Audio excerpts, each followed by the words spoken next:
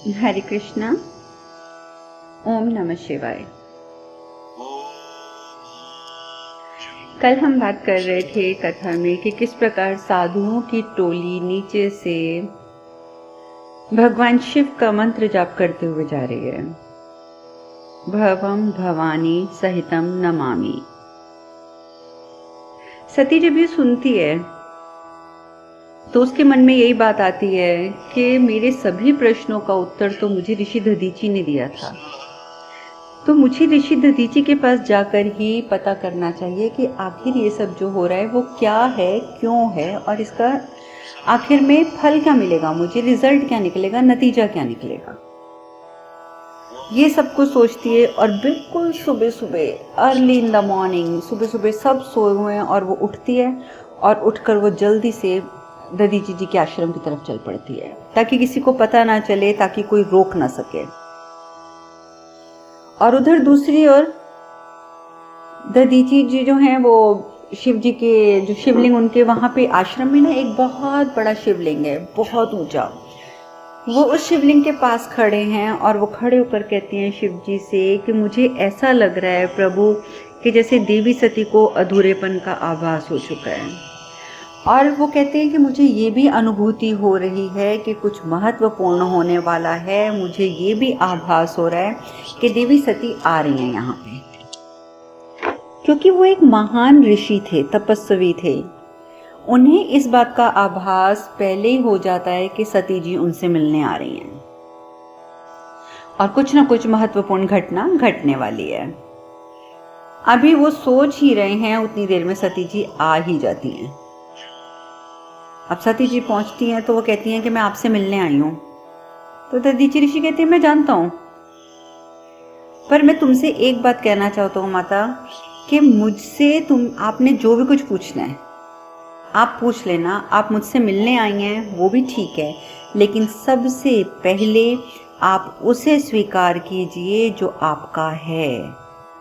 तो माता सती को कुछ समझ नहीं आता कि मैं किसको स्वीकार करूं, कौन मेरा है। तो ऋषि दधीची हाथ से इशारा करके उन्हें जो एक छोटा शिवलिंग है, शिवलिंग के ऊपर एक रुद्राक्ष पड़ा हुआ है, वो उस रुद्राक्ष की तरफ इशारा करके बताती हैं कि माता आप भूल रही हैं देवी सती कि ये जो रुद्राक्ष है ये एक दिन आप यहाँ चुपचाप छोड़ गई थी, लेकिन ये रुद्राक्ष मैं जानता हूँ कि आप छोड़ के गई थी और वो तब से यहीं पर रखा हुआ है, पर ये आपका रुद्राक्ष है। पहले आप इसे स्वीकार कीजिए, फिर मैं आपसे बात करूंगा। तो वो देखती है रुद्राक्ष को तो उनके मन में कुछ बड़ी हलचल होती है। तो वो कहती हैं, ऋषि दधीची कहते हैं कि आप इतना याद रखिएगा कि जितना आप अपना मुंह मोड़ेंगी उतना ही आप इस मार्ग की ओर बढ़ती जाएंगी, और जब तक आप इसे स्वीकार नहीं कर लेंगी तब तक आपको शांति नहीं मिल सकती। तो देवी सती मेरे कहने पर आप इसे स्वीकार कीजिए। जब ऋषि दधीची इस प्रकार की बातें करते हैं तो वो शिवलिंग के पास जाती हैं, देखती हैं कि वहाँ रुद्राक्ष पड़ा है। तो कहती हैं, ऋषि दधीची कहती है कि देखो देवी अब वो क्षण आ चुका है, क्योंकि जितना मुझे आभास होता है मैं उसके अनुसार आपको बता रहा हूँ कि वो क्षण आ चुका है कि आपको सत्य ज्ञात हो जाए। तो आप इस रुद्राक्ष को अपने हाथ में उठा लीजिए। और उनके कहने से जो सती होती हैं वो रुद्राक्ष ले लेती हैं। तो फिर सती उनकी तरफ रुद्राक्ष उठा के ऋषि दधीची की तरफ मुड़ती हैं, कहती हैं पर आप मुझे एक बात बताइए ऋषिवर कि अगर ऐसा है, अगर मेरा कोई संबंध है भगवान शिव के साथ, तो क्यों वो मेरे सामने होते हुए भी मेरे नहीं होते हैं? क्यों वो मेरे पास आते भी हैं लेकिन मुझे दूरी की अनुभूति देते हैं? क्यों मेरी इतनी अपेक्षा करती हैं? क्यों इतनी उपेक्षा करती हैं मेरी? वो क्या कारण है? क्या सिर्फ कारण ये है कि मैं प्रजापति दक्ष की पुत्री हूँ, या कारण ये है आज कि महामंडल की बैठक में जो कुछ हुआ, जिस प्रकार मेरे पिताजी ने उनका अपमान किया, क्या इसमें भी मेरी गलती है? आप मुझे ये सब बताइए, क्योंकि मैं नहीं समझ पा रही कि आखिर अगर भगवान शिव के साथ मेरा कोई संबंध है, वो मुझे हर समय नज़र आते हैं, तो फिर क्यों ये सब कुछ है? मैं कारण जानना चाहती हूँ, मैं उत्तर जानना चाहती हूँ कि आखिर भगवान शिव मेरे क्या हैं। क्यों मैं उनकी तरफ इतना आकर्षित होती हूँ और क्यों वो फिर भी मेरी उपेक्षा करते जा रहे हैं। तो ऋषि दधीची कहते हैं कि आप एक काम कीजिए, आप शिवलिंग के ऊपर हाथ रखिए, जो एक छोटा शिवलिंग वहाँ पड़ा है, कहते हैं इसके ऊपर आप हाथ रखिए और हाथ रखने मात्र से आपको आपके सारे उत्तर प्राप्त हो जाएंगे, क्योंकि आपको उत्तर प्राप्त हो वो क्षण आ चुका है। तो आप इनका स्पर्श कीजिए, उत्तर स्वयं मिल जाएंगे। और देखो, जैसे ही सती माता हाथ रखती हैं, स्पर्श करती हैं शिवलिंग को, शिवलिंग के ऊपर हाथ रखती हैं, आंखें बंद करती हैं, तो आंखें बंद करती हैं, उन्हें वापस वही अर्धनारीश्वर का जो प्रतिमा, उनको एक इमेज दिखाई देती है ना हर समय कि चंद्रमा के बाहर एक अर्धनारीश्वर आकृति है जो नृत्य कर रही है, वही आकृति उन बादलों में फिर उनको नजर आनी शुरू हो जाती है। लेकिन इस बार क्या होता है कि जब वो आकृति नजर आती है तो धीरे धीरे धीरे धुंध हटती है और धुंध हटने से वो आकृति साफ हो जाती है। और जैसे वो आकृति साफ होती है तो क्या नजर आता है सती माता को कि उस अर्धनारीश्वर स्वरूप में आधा जो चेहरा है वो भगवान शिव का है और आधा चेहरा सती का है। और जैसे ही वो अर्धनारीश्वर में आधा चेहरा अपना देखती हैं तो वो प्रसन्न हो जाती हैं, और प्रसन्न हो जाती हैं और तुरंत आंखें खोल देती हैं और ऋषि दधीची से कहती हैं कि मैं भिन्न नहीं हूँ, मैं समझ गई मैं भिन्न नहीं हूँ, मैं सदा से उनकी थी, उनकी अर्धांगिनी। मैंने आज देख लिया कि मैं उनके साथ जुड़ी हुई हूँ। आधा मुख अगर शिव का है तो आधा मेरा है। कितनी मूर्ख थी मैं जो इस आकृति को देखकर डरती थी।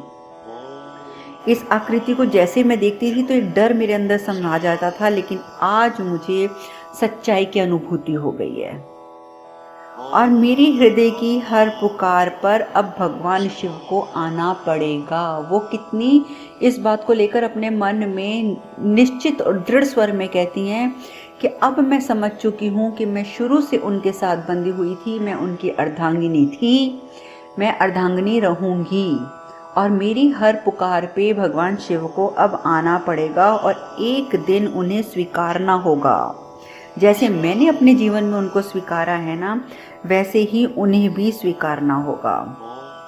और वो साथ ही हाथ जोड़ती हैं ऋषि दधीची को कि ऋषिवर, आपकी वजह से आज मुझे सारे उत्तर मिल गए, सारे उत्तर मिल गए, लेकिन इतनी देर लग गई। तो ऋषि दधीची बोलती है इतनी देर इसलिए लगी क्योंकि आप रुद्राक्ष को अपना ही नहीं रही थी। पर ऋषि को कहती हैं, सती कहती हैं, लेकिन फिर भी मैं एक बात जानना चाहती हूँ कि मुझे ये अनुभूति इतनी देर के बाद हुई क्यों? चाहे मैंने रुद्राक्ष, आपके कहने पे मैं मानती हूँ कि मैंने रुद्राक्ष नहीं अपनाया था, पर फिर भी इतना समय क्यों लगा? मुझे रुद्राक्ष अपनाने में भी इतना समय क्यों लग गया? तो ऋषि दधीची कहते हैं कि माता, आपको ये बात समझनी पड़ेगी कि समय से पहले कभी कुछ नहीं होता है। पर देवी, मुझे प्रसन्नता इस बात की है कि आप अपनी वास्तविकता से अवगत हो चुकी हैं और मेरे को इस बात की बहुत बहुत बहुत प्रसन्नता है कि आप अपने आप को समझ चुकी हैं कि आप कौन हैं। अब आप निश्चिंत होके अपने महल जाइए, आपके घर में सब आपका इंतज़ार कर रहे होंगे और अब जो होगा अच्छा होगा। और ये बातें कहते हैं तो सती माता जो होती हैं उनको प्रणाम करती हैं ऋषि दधीची को और वापस आ जाती हैं। इतनी खुश हैं वो, इतनी खुश हैं क्योंकि वो समझ चुकी हैं कि भगवान शिव से उनका क्या रिश्ता है। जैसे वो अपने महल के अंदर आती हैं तो देखती हैं चारों तरफ, आपको बता, ये तो याद ही है कि बसंत उत्सव चल रहा है, हर तरफ रोज़ कोई ना कोई उत्सव होता है।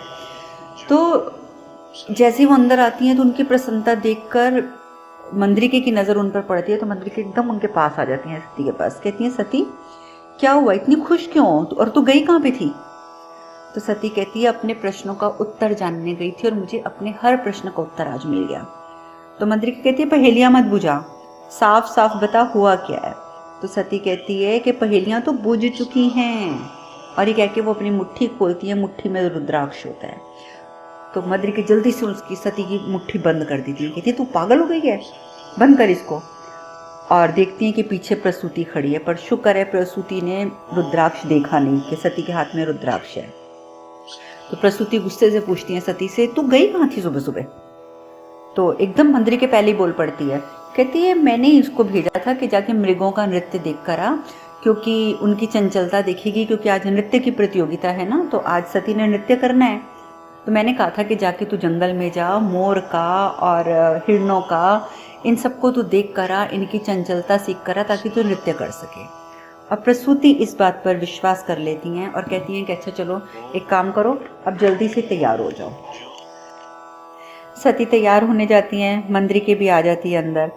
मंद्रिके आती हैं, कहती है कि चलो सती मैं तुम्हें तैयार कर देती हूँ। तो सती बताती है, कहती है मंद्रिके आप जानती हैं कि मैं शिव की अर्धांगिनी हूँ। वो कहती है क्या मतलब?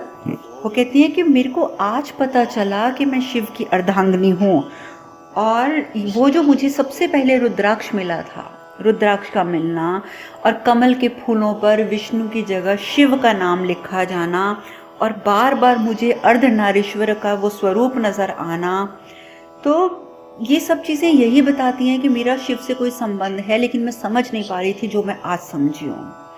और आज मैं ऐसा नृत्य करूँगी, ऐसा नृत्य करूँगी कि मैं आज खुश इतनी हूँ कि मैं अपनी भावनाएं सबके साथ सबको बताना चाहती हूँ। मैं नहीं जानती कि इस महल में या इस नगर में मेरी भावनाओं को कोई समझेगा, लेकिन आज मेरी तीव्र इच्छा है कि मैं अपनी खुशी सबके साथ बांटूं, अपनी भावनाएं सबको दिखाऊं, और मेरे पास आज मौका है। आज जब मैं नृत्य करूँगी तो मैं अपनी भावनाएं सबके सामने प्रस्तुत करूँगी।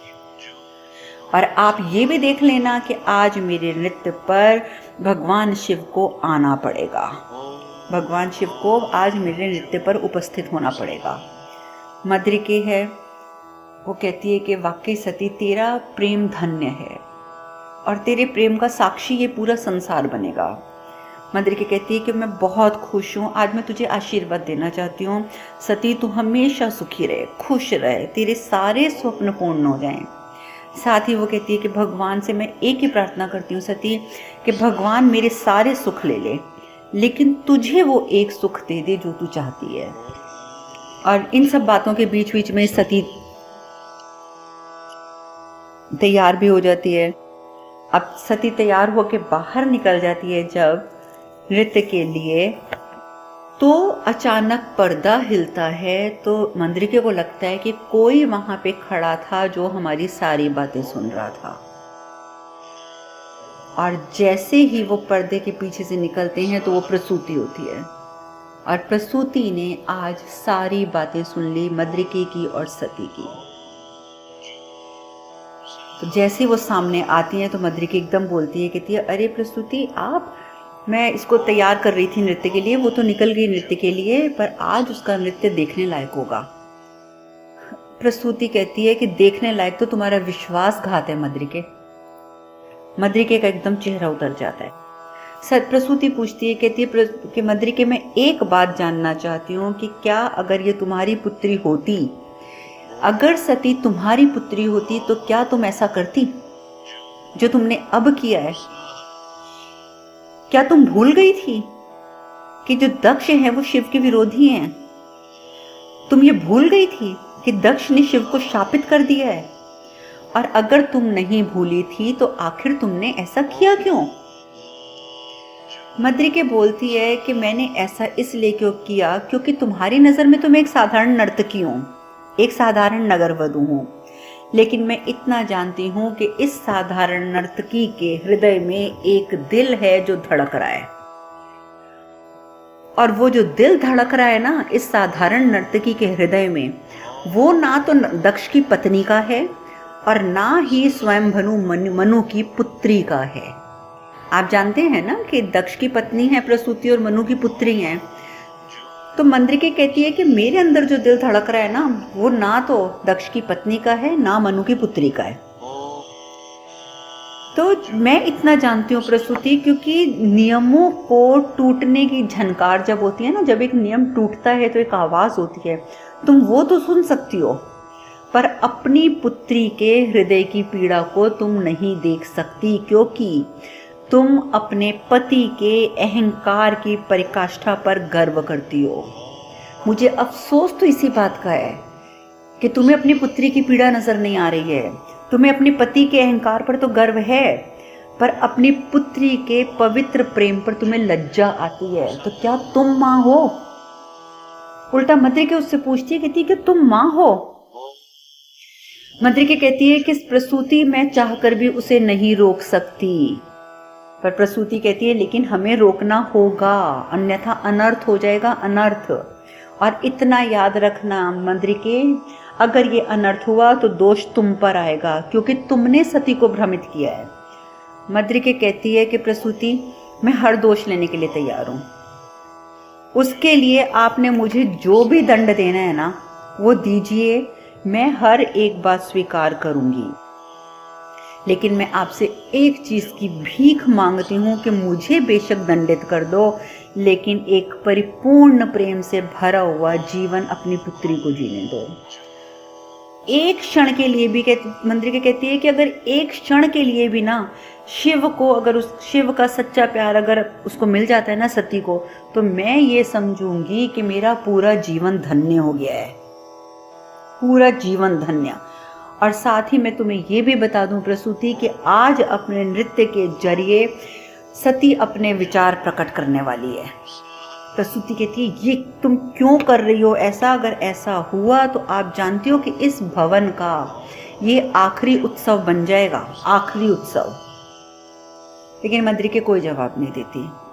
उधर सती इतनी प्रसन्न है, और वो जिस तरीके से घुसती है उस कक्ष में जहाँ पे नृत्य की प्रतियोगिता होनी है, और सबके सामने आके जिस तरीके से प्रसन्नता से वो खड़ी होती है, उसकी बहनें, चंद्रमा, राग रागनियां सब उसका चेहरा ही देखते रह जाती हैं। और जैसे आके सामने नटराज की, क्योंकि नृत्य है तो उसके मन आंखें बंद करती है तो उसको भगवान की, नटराज की एक प्रतिमा नजर आती है। तो वो नटराज की प्रतिमा के सामने मन ही मन में सती कहती है कि आज मैं जब नृत्य करूंगी तो शिव आपको आना पड़ेगा, और जब तक आप आएंगे नहीं तब तक मैं नृत्य करती रहूंगी।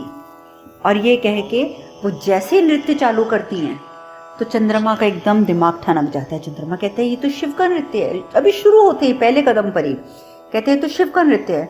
उतनी देर में जो राग रागनियां होते हैं उसमें से जो सबसे प्रमुख होता है वो आता है फटाफट चंद्रमा के पास, कहते हैं चंद्रदेव क्या हमें इस नृत्य के अनुकूल धुन बजानी है?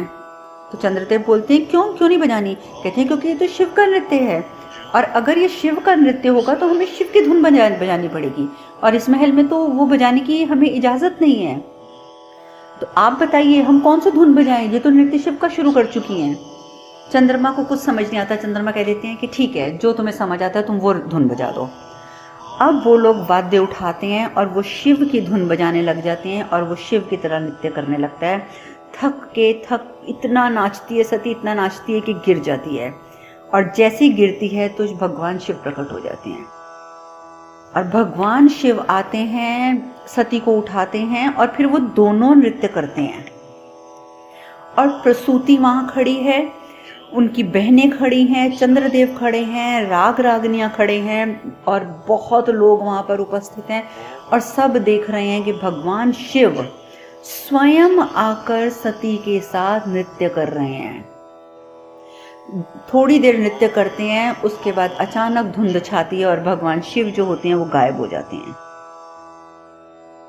और जब वो गायब हो जाते हैं पर सती का नृत्य रुकता नहीं है। सती नृत्य करती रहती है, करते करते वो गिर जाती है।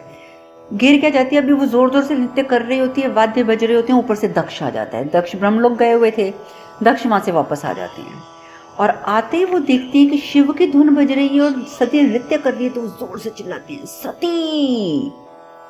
पर जैसे वो चिल्लाते हैं सती, उसी समय सती मूर्छित होकर गिर जाती है, और वो जोर से चिल्लाकर पूछती हैं कौन है जिसने शिव की धुन बजाई ताकि मेरी सती शिव का नृत्य कर सके? कौन है वो मेरे सामने आए?